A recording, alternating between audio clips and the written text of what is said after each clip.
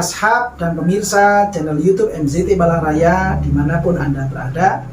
Alhamdulillah, mudah-mudahan kita semuanya senantiasa diberikan kesehatan dan keselamatan oleh Allah Subhanahu wa Ta'ala. Melanjutkan tanggapan-tanggapan dari kami terhadap pertanyaan-pertanyaan yang telah masuk pada kolom komentar, yang mana kali ini, pada kesempatan kali ini, kami menanggapi pertanyaan yang masuk dari akun YouTube atas nama Zahrotul Kamila 4202, yang mana beliau bertanya bagaimana hukum waris anak angkat Ustaz. Jadi beliau ini bertanya ketika kami menerangkan tentang hukum kemahroman anak angkat. Lalu kemudian setelah kami terangkan, dari situ muncul pertanyaan berikutnya tentang warisnya anak angkat. Apakah anak waris ini anak waris itu berhak mendapatkan warisan? Anak angkat itu berhak mendapatkan warisan atau tidak? Bagaimana kemudian tanggapannya untuk anak angkat? Ya, untuk anak angkat itu artinya adalah anak yang kita diambil oleh seorang orang tua ini, ya, dari panti asuhan misalkan, atau dari pungutan anak yang di jalan-jalan raya misalkan, ya, intinya dia tidak ada hubungan mahram dengan si orang tua angkat, tidak ada hubungan mahram. Saya ulangi lagi, anak angkat yang kami maksudkan dalam keterangan ini adalah anak angkat yang tidak ada hubungan mahram dengan orang tua angkat, baik itu ikatan mahram dari jalur nasab, ataupun ikatan mahram dari jalur susuan, ataupun ikatan mahram dari jalur pernikahan. Dia betul-betul orang lain. Dia betul-betul anak angkat ini betul-betul orang lain. Untuk status anak angkat yang seperti ini, yang tidak ada jalur mahram sama sekali, dia tidak termasuk dzawil furud. Tidak termasuk dzawil furud itu maksudnya tidak termasuk orang-orang yang berhak untuk mendapatkan harta waris ketika orang tuanya meninggal dunia. Itu kalau memang anak angkatnya ini tidak ada hubungan mahram. Karena saya khawatirnya begini, yang terjadi di daerah kita, di sekeliling kita, itu kadang orang tuanya ini mengangkat anak, tapi anak yang diangkat ini itu ternyata masih ada hubungan mahram. Taruhlah misalkan keponakan sendiri misalkan, atau sepupu misalkan, itu kan masih ada hubungan keluarga sebenarnya. Nah, untuk masalah waris itu ada rincian. Kalau memang kasusnya seperti itu ada rincian-rinciannya. Makanya saya mempertegas, anak angkat yang kami maksud pada keterangan kali ini adalah anak angkat yang memang bukan termasuk dzawil furud. Orang lain, dia tidak ada hubungan mahram sama sekali kepada si mayit, orang yang meninggal dunia, sama sekali tidak ada hubungan ke sana. Betul-betul orang lain yang kemudian dipungut anak, misalkan ngambil dari panti asuhan misalkan, ngambil dari pondok pesantren misalkan, ngambil dari anak jalanan misalkan, lalu diambil anak sejak dia itu masih kecil misalkan.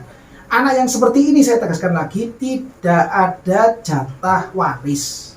Dia tidak berhak untuk mendapatkan warisan. Ya. Lalu apakah anak angkat yang tidak termasuk ahli waris ini bisa mendapatkan hartanya orang tua yang mengangkatnya? Masih bisa. Dengan jalur mana? Dengan jalur wasiat. Dengan jalur wasiat. Taruhlah misalkan ada sepasang suami istri yang cukup kaya raya misalkan, kemudian dua suami istri ini setelah menikah puluhan tahun tidak memiliki anak. Lalu kemudian setelah itu dua orang ini, pasangan suami istri ini, mengambil anak, mengangkat anak dari panti asuhan misalkan, dari jalanan misalkan, yang memang anak angkat yang diambil ini, yang diasuh ini tidak ada sama sekali hubungan mahram dengan orang tuanya ini. Diambil, dipungut, kemudian dirawat di rumahnya, dibesarkan dan seterusnya. Ternyata kok kemudian anak angkatnya ini menjadi anak yang penurut, anak yang baik, anak yang soleh, anak yang solihah, bahkan berguna, punya perhatian besar kepada keluarganya, bermanfaat kepada orang-orang di sekampungnya misalkan, dan seterusnya dan seterusnya. Intinya kemudian orang tua angkatnya misalkan bangga memiliki anak angkat yang model seperti ini. Sedangkan ketika misalkan salah satu orang tua angkatnya ini ada yang sakit-sakitan, juga kepikiran masalah waris, anak ini tidak termasuk ahli waris, bagaimana? Apakah masih bisa menyalurkan hartanya kepada anak angkatnya seperti ini? Bisa, yaitu dengan jalur wasiat. Ya, jadi diwasiatkan saja hartanya tadi itu sebagiannya untuk anak angkat yang soleh atau solihah seperti itu. Namun saya ingatkan lagi, untuk kasus masalah wasiat wasiat itu syaratnya tidak boleh lebih dari 1/3 hartanya. Ya, tidak boleh lebih. Maksimalnya hanya 1/3 dari harta si mayit. Maksimalnya hanya 1/3 dari harta si mayit. Kalau misalkan ternyata setelah dikruskan semuanya harta ini, lalu kemudian dari wasiat itu dihitung lagi, kok ternyata wasiatnya ini lebih dari 1/3 harta secara totalitasnya, ya, maka yang bisa dilaksanakan hanya 1/3-nya saja. Yang lebihnya itu harus dibagi waris. Namun sudah saya ingatkan sebelumnya, harta mayit itu ya untuk masalah bagi waris itu adalah tingkatan yang paling terakhir.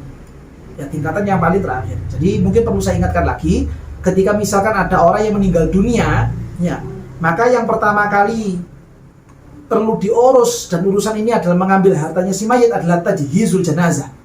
Mempersiapkan perawatan jenazah. Kira-kira untuk jenazah ini butuh apa saja? Kafannya dan semua perlengkapan-perlengkapannya. Itu yang pertama kali harus dilaksanakan, dan kalau misalkan butuh dana, butuh harta, itu diambilkan dari hartanya si mayit. Ini yang pertama kali. Kedua, urutan yang kedua, setelah tajhizul jenazah, persiapan untuk merawat jenazah selesai, masuk pada urutan kedua, apa itu? Haknya Allah. Hak Allah ini misalkan, seperti misalkan masalah zakat, misalkan. Orangnya yang meninggal dunia ini sebenarnya sudah wajib untuk membayar zakat mal, sudah wajib untuk bayar zakat fitrah misalkan, maka ini harus dilaksanakan. Atau misalkan orang yang kaya meninggal ini, dia adalah orang yang sudah wajib untuk berangkat haji, orang yang sudah wajib untuk melaksanakan umroh, haji dan umroh yang wajib maksudnya, maka itu harus dilaksanakan dulu dengan badal atau apa, harus dilaksanakan dulu. Ya, setelah haknya Allah ini terlaksana, urutan yang ketiga adalah hukukul adami. Kira-kira mayit ini punya utang kepada siapa? Dia punya tanggungan-tanggungan kezoliman kepada siapa? Ini harus dilunasi semuanya. Termasuk utang-utang kepada istri. Taruhlah misalkan dulunya pernah tidak memberikan nafkah kepada istrinya, ya, tidak memberikan uang belanja kepada istrinya, maka harus dilunasi dulu dan diambilkan dari hartanya si mayit. Ini urutan yang ketiga. Urutan yang keempat, wasiat. Kira-kira mayit ini punya urusan wasiat atau tidak? Maksudnya wasiat ini wasiat masalah harta yang wajib dilaksanakan. Kalau memang ada, harus cepat-cepat dilaksanakan. Dan saya ingatkan lagi, maksimalnya adalah 1/3 dari harta yang tersisa. Kalau wasiatnya sudah dilaksanakan, baru yang terakhir, urutan yang terakhir adalah bagi waris. Dibagi waris. Dan dibagi warisnya ini hanya diberikan kepada ahli waris saja. Atau kalau di fikih itu biasa diistilahkan dengan sebutan dzawil furud. Diberikan kepada mereka. Istrinya, orang tuanya kalau barangkali ada, ya, atau anak-anaknya barangkali ada, atau siapa saja yang dzawil furud, itu yang diberikan kepada mereka semua. Dan ini urutan yang terakhir. Dan 5 ini harus urut, tidak boleh kemudian diacak, tidak boleh, harus urut. Tajhiz jenazah, perawatan jenazah terlebih dahulu, hutang-hutang kepada Allah, hutang-hutang kepada sesama manusia. Yang keempat adalah masalah wasiat, dan yang terakhir baru masalah warisan. Nah, ini sehingga kalau memang anak angkat itu tidak termasuk ahli waris, maka dia tidak berhak mendapatkan harta waris. Namun masih bisa mendapatkan harta dari orang tuanya dengan cara wasiat. Tapi kalau ternyata anak angkatnya ini termasuk dzawil furud, termasuk orang-orang yang berhak untuk mendapatkan warisan, ya berarti ya walaupun dia itu mungkin secara bahasa familiar di tengah masyarakat diistilahkan dengan sebutan anak angkat, ya dia tetap mendapatkan warisan. Ya karena dia termasuk dzawil furud, termasuk ahli waris dari si mayit gitu. Jadi perlu dipertegas lagi, anak angkat yang dimaksudkan oleh akun Zahratul Kamila 4202 ini, itu kira-kira yang dimaksud anak angkat ini siapa? Apakah termasuk dzawil furud atau tidak termasuk dzawil furud? Kalau memang termasuk dzawil furud, ya berarti dia mendapatkan warisan. Kalau tidak termasuk dzawil furud, maka dia tidak berhak mendapatkan warisan karena bukan dzawil furud. Ya kiranya ini yang bisa kami tanggapi dari pertanyaan yang telah masuk.